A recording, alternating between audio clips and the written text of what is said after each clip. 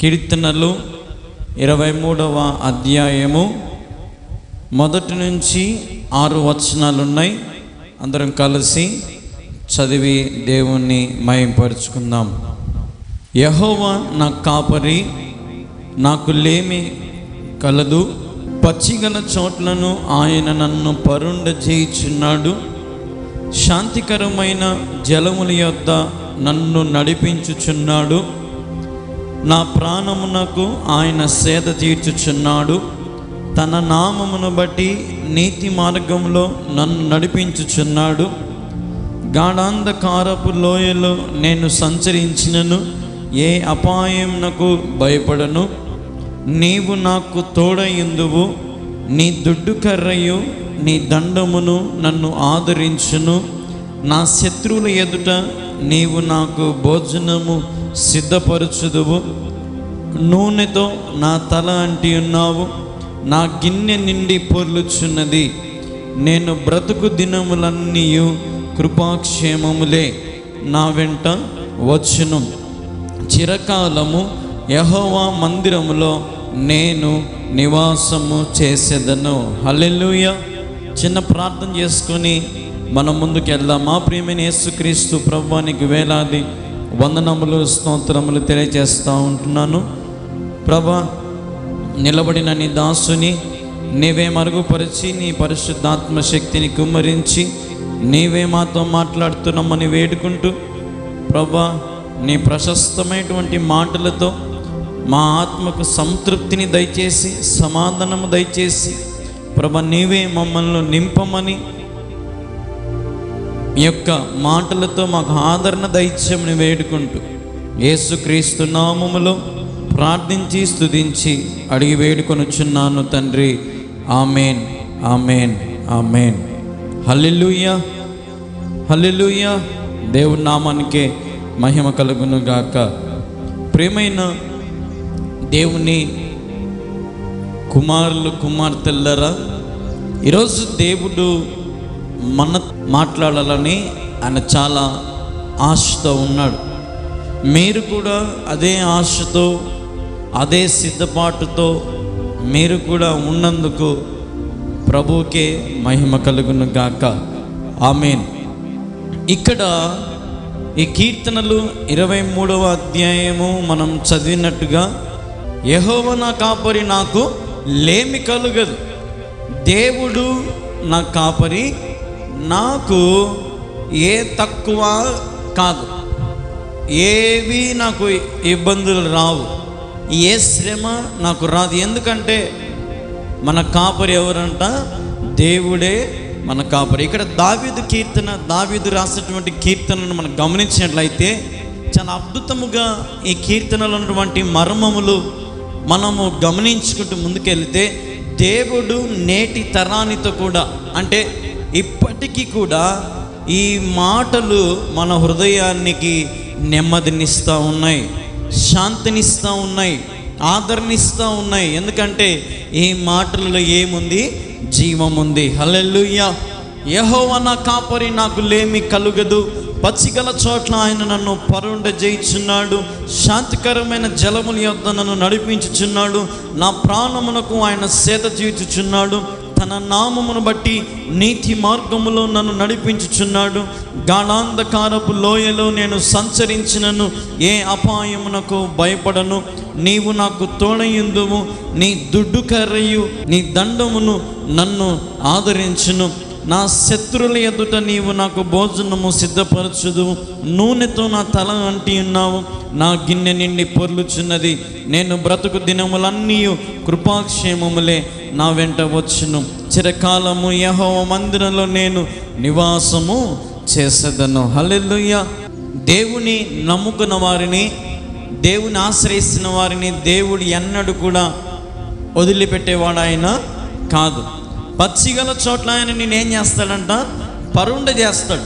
ఇప్పుడు మానవుడు ఎక్కువ దేనిని ఇష్టపడతాడు ఈ ప్రకృతిలో అంటే? పచ్చిగా, అంటే గ్రీనరీని, అంటే ఆకుపచ్చగా ఉండేటువంటి వాతావరణం, చెట్లు, ఈ ప్రకృతిని మానవుడు ఎక్కువ ఇష్టపడతాడు. సస్యశ్యామలంగా ఉండాలని ఆశపడతాడు. పచ్చిగల చోట్ల ఆయన మనల్ని పరుండ చేస్తాడు. శాంతికరమైన జలములు ఎదుట ఆయన మనల్ని ఏం చేస్తాడంట? నడిపిస్తాడు. హల్లెలూయా. నడిపించేటువంటి దేవుడు మన దేవుడు. ఈయన మనతో నడిచేవాడు, ఆయనతో మనం నడిపించుకునేట్టు చేసేవాడు ఆయన. శాంతికరమైనటువంటి జలముల యొద్ద ఆయన మనల్ని ఏం చేస్తాడంట? నడిపిస్తాడు. మంచి ప్రకృతిలో పెడతాడంట, మంచి జలము మనకి ఇస్తాడంట. అంటే దాని అర్థం ఏంది? జలము అంటే అర్థం ఏంటంటే వాక్యమే. మంచి వాక్యాన్ని, శాంతికరమైనటువంటి నెమ్మది కలిగించేటువంటి వాక్యముతో ఆయన మనల్ని ఏం చేస్తాడంట? నడిపిస్తాడంట. హల్లెలూయా. ప్రియమైన దేవుని బిడ్డలారా, ఎందరైతే ఈ వర్తమానాన్ని వింటున్నారో శాంతి లేక ఉన్నావేమో, అశాంతితో నిండిపోయి ఉన్నావేమో, కష్టాలలో, కడగళ్ళలో, కన్నీరులో, హింసలలో, అవమానాలలో, నిందలలో ఉన్నావేమో, దేవుడు అంటున్నాడు ఆయన దగ్గరికి నీ వస్తే ఆయన నిన్ను పచ్చిక గల చోట్ల ఆయన నేను పరుండ చేస్తాడంటే నీకు మంచి చోట నిలబెట్టి నీకు విశ్రాంతినిచ్చి, నీకు నెమ్మదినిచ్చి, శాంతినిచ్చే దేవుడు మన దేవుడు. ఆయన శాంతికరమైనటువంటి మాటలతో మనల్ని మన జీవితంలో ముందుకు నడిపించేవాడు మన దేవుడు.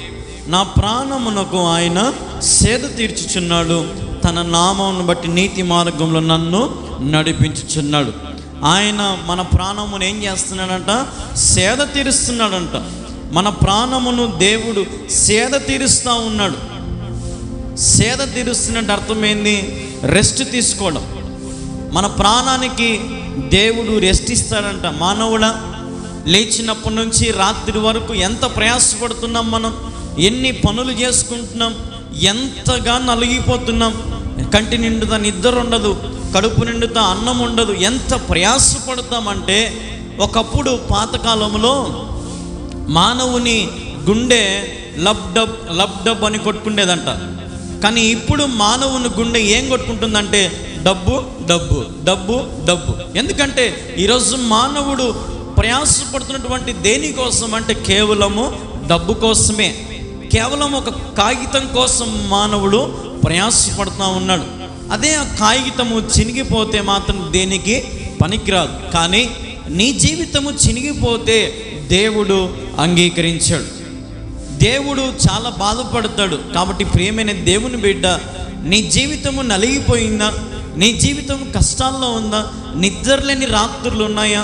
కలలతో, ఇబ్బందులతో, అనేకమైనటువంటి వాటితో బాధపడుతున్నావా? అయితే ఆయన దగ్గరికి వస్తే ఆయన నీ ప్రాణమునకు సేద తీరుస్తాడంట. హల్లెలూయా. సేద తీర్చేవాడు మన దేవుడు, విశ్రాంతినిచ్చేవాడు మన దేవుడు.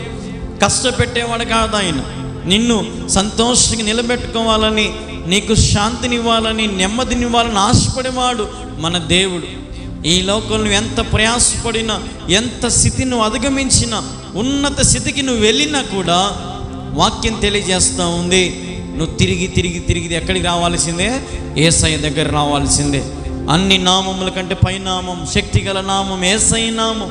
యేసుక్రీస్తు నామంలో నువ్వు వచ్చినట్లయితే ఆయన నామమును బట్టి నీతి మార్గంలో మనల్ని ఏం చేస్తాడంటే ఆయన మనల్ని నడిపిస్తాడు. నీతి మార్గంలో ఆయన మనల్ని నడిపించే దేవుడు. నీతి అనే సర్వాంగ కవచాన్ని మనం ధరించుకుంటే మనల్ని ఎవరు ఏమీ చేయలేరు. నీతిగా జీవించుదాం, పరిశుద్ధంగా జీవించుదాం, పవిత్రమైనటువంటి ఆత్మతో జీవించుదాం. ఎందరైతే ఈ మాటలు వింటున్నారో నేను చెప్తున్నాను, దేవుని నామమును బట్టి నీతి మార్గములో నడుద్దాం. మంచి మార్గం అది. ముళ్ళులు ఉండవు, రాళ్ళు ఉండవు, కంప ఉండదు, ఏదీ ఉండదు. దేవుడు మంచి రోడ్డును మన కోసం వేస్తూ ఉన్నాడు. ఆ రోడ్డులో మనం నడిస్తే, ఆ రోడ్డులో మనం అడుగేస్తే మనల్ని దేవుడు చాలా అంటే చాలా మంచిగా నడిపించేవాడు. ఏ ఇబ్బందులు మనకు రాకుండా, ఏ శ్రమ మనల్ని ఏలుబాటు చేయకుండా దేవుడు మనల్ని నడిపిస్తూ ఉన్నాడు. కాబట్టి ప్రియమైన దేవుని బిడ్డ, నెమ్మది లేక నిద్ర లేని రాత్రులతో అశాంతితో కష్టాలలో కన్నీరులో ఉన్నావేమో, శాంతి లేదన్నా, అన్నా నా భర్త నన్ను కొడుతున్నాడన్నా, అన్నా నా భర్తని ఎంతో ప్రేమించిన నా భర్త నా మాట వినట్లేదన్నా, అన్నా నా భార్యకి ఎన్నిసార్లు చెప్పినా నా భార్య నా మాట వినట్లేదన్నా అని కుటుంబ సమస్యలలో బాధపడుతున్నావా? సహోదరి సహోదరుల, గర్భఫలం లేదని నీ అత్త నీ మామూలు నిన్ను దూషిస్తున్నారా? నిన్ను గొడ్రాలు అంటున్నారా? నేను లోక సంబంధమైన మాటలతో ఎక్కిరిస్తున్నారా? బాధతో ఉన్నావా? కన్నీరుతో నీ జీవితాన్ని సాగిస్తున్నావా? అయితే దేవుని యొద్దకు రా, ఆయన నీ ప్రాణమును సేద తెరుస్తాడు. మంచి మాటలతో నీతో మాట్లాడగలవాడు దేవుడొక్కడే. దేవుడొక్కడే నీకు మంచి మాటలతో నెమ్మది ఇచ్చేవాడు. నీతి మార్గంలో మనం నడుస్తున్నప్పుడు, నీతి మార్గంలో మనం వెళ్తున్నప్పుడు శ్రమలు మన మీదకి వస్తాయి, గాఢాంధకారపు శక్తులు మన మీదకి వస్తాయి, అనేకమైనవన్నీ కూడా మన మీద పడతాయి. ఎందుకంటే కాయలున్న చెట్టుకి ఏం పడతాయి? రాళ్ళు పడతాయి. దేవునిలో మనము దేవుని కోసం మనం ఎదురు చూస్తున్నప్పుడు, దేవుని పని చేస్తున్నప్పుడు, దేవునితో సమయం గడుపుతున్నప్పుడు ఏమవుతుందిరా అనంటే అపవాది చాలా అంటే చాలా పని చేస్తుంది. నేను చాలా చిత్రహింసలు పెడుతుంది. దేవునికి నీకు దూరము చేయాలని చాలా ప్రయాసపడుతుంది. ఎప్పుడైతే నువ్వు జయించి దేవుని మార్గంలో నిలకడగా భయభక్తులతో నువ్వు నిలబడతావో దేవుడు ఖచ్చితంగా నిన్ను నడిపిస్తాడు. అపవాది శక్తులన్నిటిని కూడా దేవుడు పారుదోలుతాడు. నీ ఇంట్లో ఉన్నటువంటి అది ఏదైనా సరే, అది ఎవరైనా నీ చేతబడి శక్తి చేస్తారని బాధపడుతున్నావేమో. నాకు ఇటీవల ఒక ఫోన్ వచ్చింది, పాస్టర్ గారు నా భార్య గర్భఫలంతో ఉంది, నా భార్య గర్భఫలంతో ఆ గర్భఫలం పోవాలని కొంతమంది మా మీద ఈ చేతబడి చేశారయ్యా, ప్రార్థన చేయండి, ఆ చేతబడి శక్తి పోవులాగున్న సుఖమైన కానుపు రావాలని ప్రార్థన చేయండి అయ్యగారు అని ఎప్పుడో ఒక 6-7 నెలల కిందట నాకు ఫోన్ చేశాడు. మళ్ళీ నిన్ననే ఫోన్ చేసి, నిన్న రాత్రి దాదాపుగా నిద్రపోతున్నటువంటి సమయంలో 10-10:30 మధ్యలో ఫోన్ చేసి, పాస్టర్ గారు మేము మీకు గుర్తున్నామా? ఒక 6 నెలల ముందు మేము మీకు ఫోన్ చేసాము, అప్పుడు మీరు మా కోసం ప్రార్థన చేశారు, ఇట్లా చేతబడి శక్తి ద్వారా గర్భఫలము మాకు పోవాలని కొంతమంది మా బంధువులే మా వాళ్ళే చేతబడి చేశారయ్యా అని మీతో ప్రార్థన చేయించుకున్నాము. యేసు కృపను బట్టి ఇప్పుడు నాకు చక్కటి మగబిడ్డను దేవుడు నాకు ఇచ్చాడయ్యా అని రాత్రి ఫోన్ చేసినప్పుడు చాలా సంతోషం వేసింది. ఈ కూడిక అయిపోగానే, నేను రాత్రి కూడిక అయిపోగానే కొద్ది నిమిషాలు ఈ మందిరము ఒక సిమెంట్ అతను వచ్చి కొంచెం మైండ్ అంతా గలిబిలి చేశాడు. సైతాను చాలా డిప్రెషన్లోకి తీసుకెళ్ళింది. ఎట్లా ప్రభువా ఎట్లా కట్టాలి, అతనికి డబ్బు ఎట్లా కట్టాలి ఆలోచన చేస్తున్నటువంటి సమయంలో దేవుడు మళ్ళీ చక్కటి శుభవార్త చెవికి వినిపించాడు. దేవుడు అంతే, ఆయన నీతి మార్గంలో మనం నడిస్తే ఆయనకు మనకు సేద తీరుస్తాడు, మన ప్రాణం ఆయన కాపాడుతాడు. శాంతితో నెమ్మదితో దేవుడు మనకు ధైర్యం ఇస్తాడు. నేను నీ పక్షంలో ఉన్నాను, నువ్వు భయపడద్దు అంటాడు దేవుడు. నీకు తోడుగా ఉన్నాను, నువ్వు భయపడద్దు అంటాడు. 4వ వచనం మనం చూస్తే, గాఢాంధకారపు లోయలో నేను సంచరించినను ఏ అపాయమునకు భయపడను. ఎందుకంటే గాఢాంధకారపు లోయలో, ఇప్పుడు మన ఇంట్లో కరెంటు పోతే ఎంత భయపడతారు కొంతమంది, ఏదైనా ఒక చీకటి దారిలో పోవాలంటే ఎంత భయపడతారు కొంతమంది, లైట్లు వేసుకొని క్యాండిల్ వేసుకొని ఎంత ఇబ్బందులు పడతాం. కానీ గాఢాంధకారపు లోయలో నడిచే పరిస్థితులు వస్తాయి. అంటే అపవాది శక్తులతో, అపవాది మాటలతో, అపవాది క్రియలతో మనము చాలా అంటే చాలా మన బ్రతుకంతా కూడా చీకటిమయమైపోతుంది. చీకటితో నిండిపోతాం. పాపపు బ్రతుకులో మనం నిండిపోయినప్పుడు ఆ గాఢాంధకారము మనల్ని కమ్మినప్పుడు మనము చాలా అంటే చాలా బాధపడతాం. కానీ గాఢాంధకారపు నువ్వు సంచరించిన ఆ దారిలో నేను సైతాను నడిపించిన నువ్వు భయపడద్దు, దిగులు పడద్దు, ఏ అపాయమునకు భయపడద్దు. చీకటిలో పోయేటప్పుడు ఒక్కోసారి మనకు గోడకుండే రాయి గీసుకుంటుంది, కంపలు గీసుకుంటాయి, కానీ మనం భయపడితే ముందుకు వెళ్ళలేం. ధైర్యముతో రాయి గీసుకున్న, కంప గీసుకున్న ఈ చీకటిని నేను దాటి వెలుగులోకి వెళ్ళాలి అని నువ్వు అనుకుంటే నిన్ను ఎవరు కూడా ఆపలేరు. ఇప్పుడు ఒక గుహలోకి మనం వెళ్ళేటప్పుడు ఇక్కడే మన గండికోట దగ్గర లేదంటే కడపలో సిద్ధవటం కోట దగ్గర గృహలు ఉన్నాయి.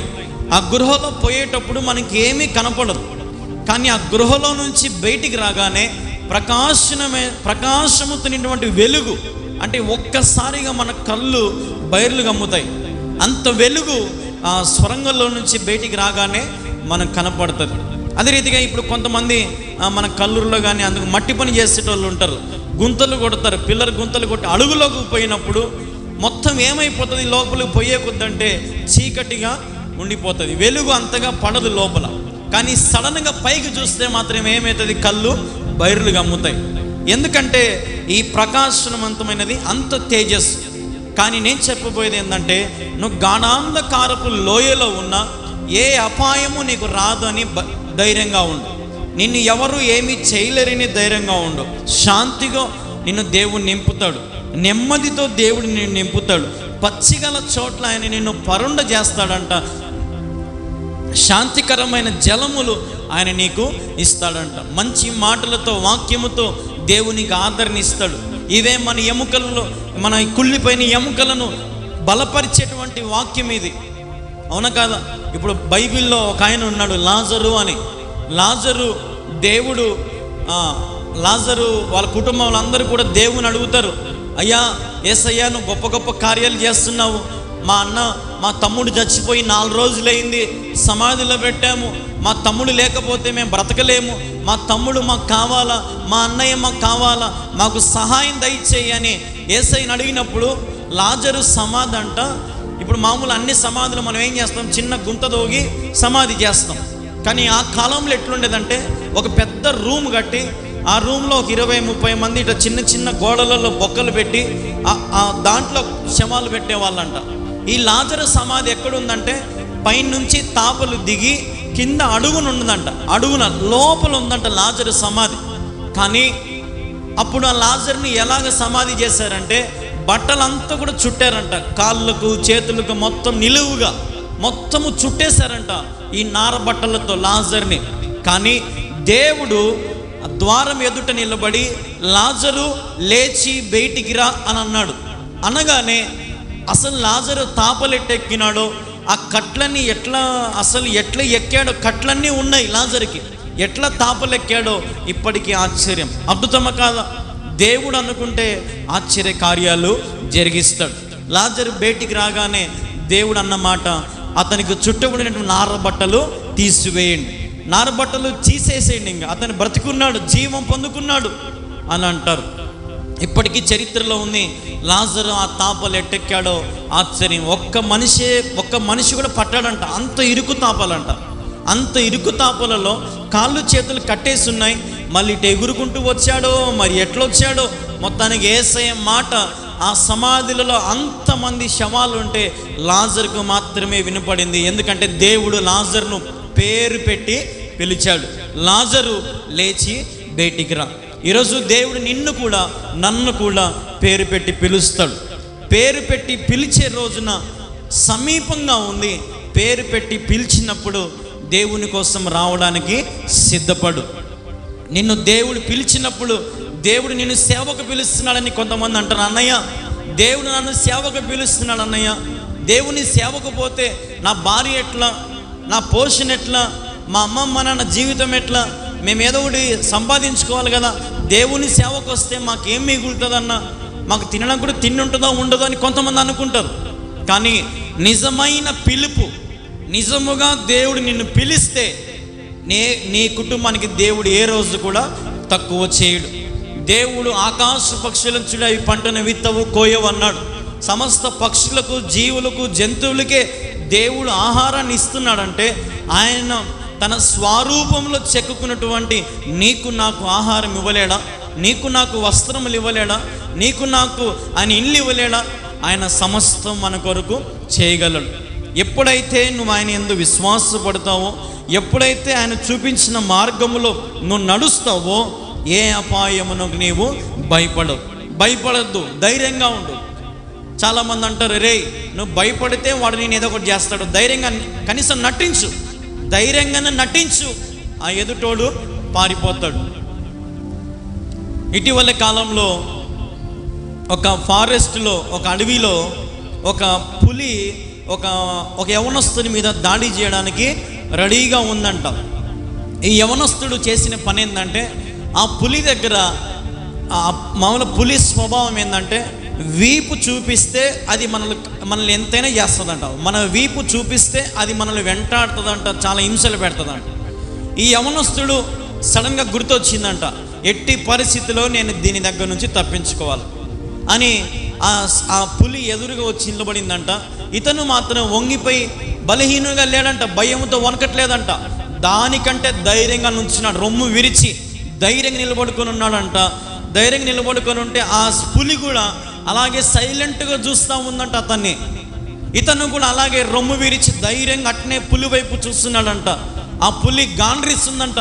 వీడు కూడా గట్టిగా ఒక సౌండ్ చేశాడంట, గట్టిగా అరిచాడంట. అరచగానే పులి సైతము కూడా భయపడి పారిపోయిందంట. ఎందుకు ఈ మాట చెప్తున్నానంటే, ధైర్యంగా నిలబడితే అది క్రూరమైన జంతువు కూడా ఇప్పుడు ఏమైంది? పారిపోయింది.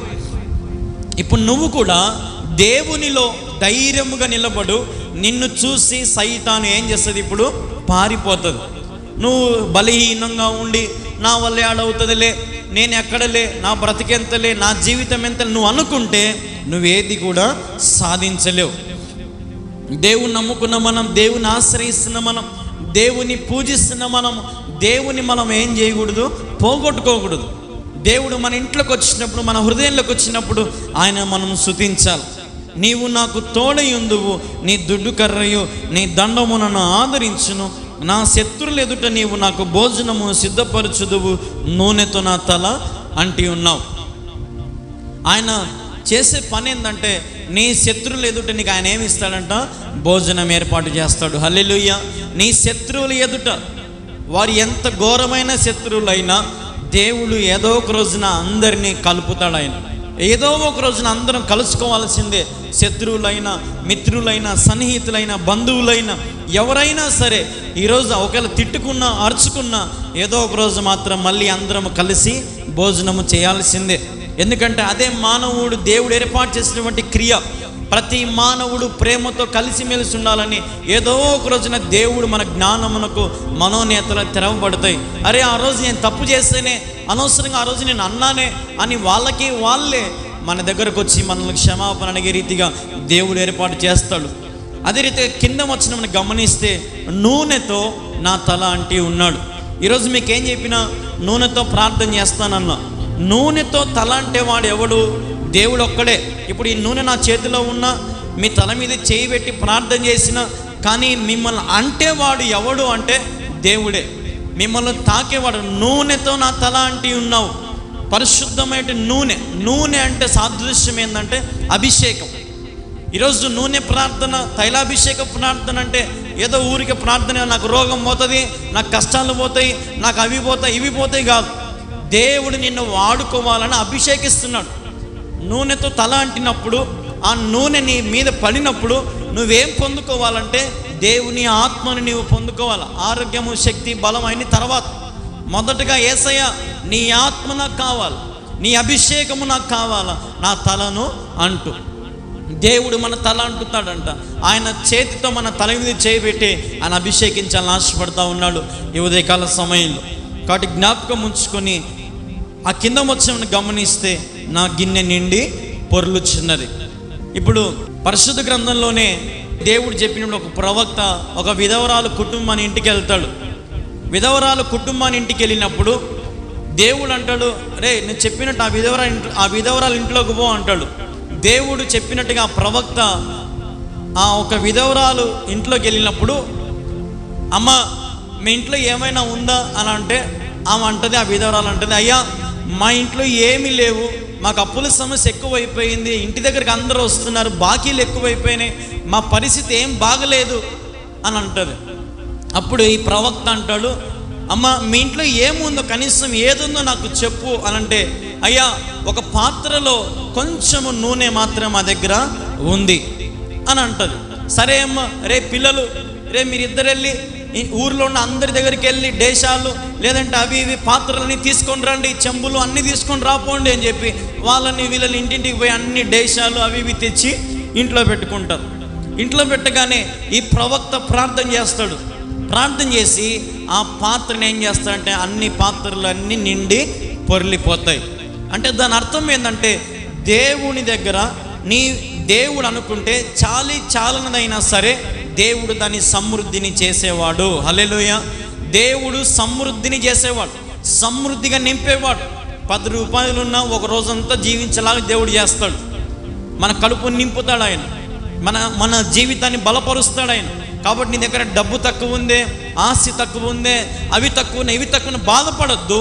దేవుడు ఏదో ఒక రోజున నీ గిన్నె నిండి పొర్లేటట్టు దేవుడు చేస్తాడు. ఆ విధవరాలకు టైం వచ్చింది కాబట్టి తన అప్పులన్నీ పోయినాయి, కుటుంబం అంతా కూడా లాభాల్లోకి వచ్చింది. ఆ నూనెను అమ్ముతూ ఉన్నారు, నూనె వస్తానే ఉంది, అమ్ముతూ ఉన్నారు, నూనె వస్తానే ఉంది. ఎందుకంటే గిన్నె నిండి పొర్లుతూ ఉంది. ఈరోజు మన ఇంట్లో కూడా పొరలాలంటే ఏడబొల్లుతుంది మన తొర్ర చేతులు. మన చేతులు ఎంత డబ్బు ఉంటే అంత డబ్బు పోతుంది. ఏమి ఉంటే నానా విధమైన ఆలోచనలతో అన్నీ మనము నష్టపోతూ ఉన్నాం. అప్పులు ఎక్కువైపోయినాయి. ఆడ వడ్డీకి తెచ్చి ఈడ ఒకటి తెచ్చి వాణ్ణి కట్టి వీణ్ణి కట్టి అట్టు చేసి ఇట్టు చేసి ఎంత ప్రయాసపడతామో కట్టుకోవడానికి మనం చేసే అప్పులకు. కానీ దేవుని నమ్ముకో, దేవునికి మార్గమును చూపిస్తాడు. నిజమే నేను చెప్తున్నా, ఒక్కసారైనా ఇంతగా గొంతు దించుకొని చెప్తున్నా, యేసు ప్రభు నమ్ముకో. ఒక్కసారి అవకాశమే. నీ ప్రతి అప్పు సమస్యల నుంచి, ప్రతి వ్యాధి బాధ రోగముల నుంచి, ప్రతి సమస్యల నుంచి, ఇరుకులో నుంచి దేవుడు నిన్ను గిన్నె నిండి పొరలేటట్టు దేవుడు చేస్తాడు. దేవుని ఒక్కసారి ఆశ్రయించి ఆయన అనుకుంటే నీ కోసం ఏదైనా ఆయన సమస్తము నీ కోసము చేయగలడు. కాబట్టి ప్రియమైన దేవుని బిడ్డ, 6వ వచనం చివరిగా మనం గమనించినట్లయితే, నా బ్రతుకు దినములన్నీ కృపాక్షేమములే నా వెంట వచ్చును, చిరకాలం యెహోవా మందిరములో నేను నివాసము చేసేదను. హల్లెలూయా. నేను బ్రతుకు దినములన్నీ ఏందంట? కృపాక్షేమములే నా వెంట వచ్చును. ఈరోజు ఎంతమంది ఆ మాట చెబుతాం? యాడ కృపాక్షేమములు ఉన్నాయి మనకు? మన బ్రతుకు నిండుతా ఎవరినొకరు ఆడిపోసుకోవడం, ఎవరినొకరు తిట్టడము, బూతులు, లేదంటే లోక సంబంధమైన పద్ధతులు, ఆహారము, వ్యసనాలు, అలవాట్లు, ఇవే ఉన్నాయి మన జీవితం అంతా. కానీ దేవుని నమ్ముకున్న వారికి, దేవుడు నమ్ముకున్న బిడ్డలు ఏం చెబుతారా అంటే, నా బ్రతుకు దినములన్నీ కృపాక్షేమములే. ఈరోజు ఇక్కడ కూర్చున్న మీరైనా, నేనైనా, లైవ్లో చూస్తున్న వారు ఎవరైనా సరే ఒకే ఒక్క మాట చెప్పండి, ప్రభువా నా బ్రతుకు దినములన్నీ నాకు కృపాక్షేమములు నాకు దయచేయి. నీ కృపతో నన్ను నింపు, నీ కృపతో నన్ను బలపరచు, నీ కృపతో నాకు సహాయము దయచేయి, నీ కృప నాకు కావాలేసయ్యా అని నువ్వు దేవుని అడిగితే ఆయన నీ బ్రతుకు దినములన్నీ కూడా కృపాక్షేమలతో ఆయన నింపుతాడు. క్షేమముతో కృపతో ఆ రెండు ఉంటే మనకు చాలు. సమస్తము మనము కొండను సైతం మనము ఢీ కొట్టచ్చు. కాబట్టి ప్రార్థన అనే ఆయుధమును మర్చిపోవద్దు. విశ్వాసాన్ని బలపరచుకోండి, ఆత్మీయంగా స్థిరపడండి. చివరి మాట ఏంటంటే, చిరకాలము యెహోవా మందిరంలో నేను నివాసము చేసేదను. చిరకాలం అంటే నా బ్రతుకు ఉన్నంత వరకు మనం ఎక్కడ నివాసం చేయాలంట? ఎక్కడ మనం నివాసం చేయాలి? దేవుని మందిరంలో మనము నివాసం చేయాలి. హల్లెలూయా. దేవుని మందిరంలో నివాసము చేయాలంట. ఇప్పుడు నివాసం మనం ఎక్కడ చేస్తామో, మన ఇంట్లోనో, లేదంటే ఎక్కడైనా ఏదైనా ఊరికి పోయినప్పుడు హోటల్లోనో, ఎక్కడో ఒక చోట మనం ఏం చేస్తాము? నివాసం, పడుకోవడానికి, తినడానికి ఒక రూమును ఏదో ఒకటి ఏర్పాటు చేసుకుంటాం. కానీ దేవుని మందిరంలో మనము ఏం చేయాలంట? నివాసము చేయాలి. కుటుంబం ఇదే అసలైన కుటుంబం. రక్త సంబంధికుల జీవితాంతం తోడు రారు, స్నేహితులు జీవితాంతం తోడు రారు, ఎవరో నీ రక్త సంబంధికులు నీకు జీవితాంతం తోడు రారు. కానీ దేవుని సంఘం, నీకోసము కన్నీరు పెట్టి ప్రార్థించే సేవకుడు, నీకోసం కన్నీరు పెట్టి ప్రార్థించే విశ్వాసులు, నువ్వు వారిని విడిచిపెట్టుకుంటే చాలా కోల్పోతావు. కాబట్టి దేవుని మందిరంలో నివాసము చేయి. నీకోసం కన్నీరు పెట్టి ప్రార్థించే సేవకునితో సంబంధం కలిగి విశ్వాసముతో కలిసి ప్రార్థన చేస్తే దేవుడు మనకు కృపాక్షేమములతో మనల్ని నింపుతాడు. చిరకాలము ఇప్పటి నుంచైనా ఒక తీర్మానం చేసుకో, ప్రభువా ఇక నుంచి నా జీవితం అంతా కూడా నీ మందిరంలో గడుపుతా, ఎక్కడంటే అక్కడ నిలబడను, ఏ పనులంటే ఆ పనులు చేయను, ఇక నుంచి నీతిగా నిజాయితీగా జీవిస్తా ప్రభువా, నా బ్రతుకుని సరిచేయి, నా బ్రతుకుని బలపరచు, నా బ్రతుకుని గొప్పగా చేయి నాయనా అని దేవుని అడిగితే దేవుడు సమస్తం నీకోసం చేస్తా. అడిగితే, నువ్వు నోరు తెరిస్తే, నీ జీవితం ఇస్తే, నువ్వు నీ ఆత్మను దేవునికి ఇస్తే తర్వాత ఆయన చేస్తాడు. నువ్వేమీ ఇవ్వకుండా గాల్లో దీపం పెట్టి యేసయ్య అంటే అది దీపము ఆరిపోతుంది.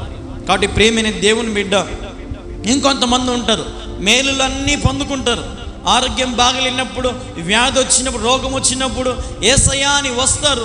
అన్నీ బాగున్నప్పుడు, ఆరోగ్యంగా ఉన్నప్పుడు, శక్తి ఉన్నప్పుడు దేవుని దగ్గరికి రారు. మేము ఒక 2000 ఇచ్చాంలే, 5000 ఇచ్చాంలే, 10,000 ఇచ్చాంలే, దేవునికి మాకు దేవుడు చేసిన మేలుకు మేము కృతజ్ఞత తీర్చుకున్నాము, ఇంకా మాకు చాలే అంటే దేవునికి కృతజ్ఞత తీర్చగల దమ్ము మన దగ్గర ఉందా? అంత ధైర్యం మనకుందా? అంత డబ్బు మన దగ్గర ఉందా? అసలు ఆయన చేసిన మేలులకు మనం ఆయనకి ఏమి ఇచ్చినా కూడా ఆయన రుణాన్ని మనము తీర్చుకోలేం. దేవునికి మనం ఎంత ఇచ్చినా కూడా తక్కువే. ఎందుకంటే ఆయన మనల్ని అనుక్షణము ఆయన కంచెలో మనల్ని కాపాడుతున్నాడు. ఏ తెగులు నీ గుడారము సమీపించదు, నీ రాకపోకలను యెహోవా నీకు తోడుగా ఉన్నాడు. ప్రతి వ్యాధి బాధ రోగం నుంచి నిన్ను కాపాడేవాడు, నిన్ను స్వస్థపరిచేవాడు, గాయముల చేత నిన్ను స్వస్థత కలుగునని వాక్యం తెలియజేస్తాం. అన్ని విషయాలలో నువ్వు రాకపోకలేదు, ఇంట్లో ఉన్నా, పడుకోనున్నా, నువ్వు తుమ్మినా, దగ్గినా, అన్ని విషయాలలో దేవుడు నీకు తోడుగా ఉన్నాడు. దేవుడు లేనిదే క్షణమైనా మనము జీవించలేం. కాబట్టి ఆయనకు డబ్బులు ఇస్తున్నా, అర్పణలు ఇస్తున్నా, పంట కోత ఇస్తున్నా, దశం భాగం ఇస్తున్నా అని ఇంతటితో సరిపెట్టుకున్నావు అనుకో, నీ జీవితం కూడా ఆడికే సరిపడి ఉంటుంది. నీ జీవితం ఆడిని ఆగిపోయి ఉంటుంది. నువ్వు ముందుకు వెళ్ళలేవు, ఉన్నత స్థితికి నువ్వు వెళ్ళలేవు. ఎప్పుడైతే దేవునికి నీవు ధారాళముగా ఇస్తావో, ధారాళముగా దేవుని పని చేస్తావో, ధారాళముగా శ్రమ పడతావో, త్యాగము చేస్తావో, దేవుడు నీ స్థితిని ఉన్నత స్థితికి తీసుకెళ్తాడు. ప్రియమైన దేవుని బిడ్డలారా, దేవుని నమ్ముకున్న నీవు నేను చిరకాలము యెహోవా మందిరంలో మనము నివాసం చేయాలి. ప్రతిసారి చెప్పించుకోకూడదు. మందిరానికి రండి, ఫోన్లు చేసి అమ్మ మందిరానికి రండి, ఈరోజు ఆ కూటం ఉంది, ఈ కూటం ఉంది, పలానా పాస్టర్ ఆ ఊరు నుంచి వస్తాడు, ఈ ఊరు నుంచి వస్తాడు అని చెబితే వచ్చేవాళ్ళు కాదు. దేవునికి కావాల్సింది ఎవరంటే నీకై నువ్వే, ప్రభువా చిరకాలము నీ మందిరంలో నేను నివాసము చేస్తా. ఒకరితో చెప్పించుకొని దేవుని మందిరానికి వస్తే ఏ మేలులు రావు. నీకై నువ్వే మనస్ఫూర్తిగా హృదయపూర్వకంగా దేవుని సన్నిధికి వచ్చి మోకరించి ప్రార్థన చేస్తే గొప్ప కార్యాలు నువ్వు చూస్తావు. ఈరోజు దేవుడే చెప్తున్నాడు, ఆయన మందిరంలో మనం ఏం చేయాలంట? నివాసము చేయాలి. దేవుని మందిరంలో మనం ఉండాలి. నీ ఇంట్లో పవిత్రత ఉండదు, నీ ఇంట్లో పరిశుద్ధత ఉండదు. నువ్వు ఎంత ఇండ్లు వాకిలు తుడుచుకున్నా, ఎంత పేడలకి ముగ్గులు వేసుకున్నా, నువ్వు ఇండ్లు బూజు కొట్టినా నీ ఇండ్లు పవిత్రమైన ఇండ్లు కానే కాదు.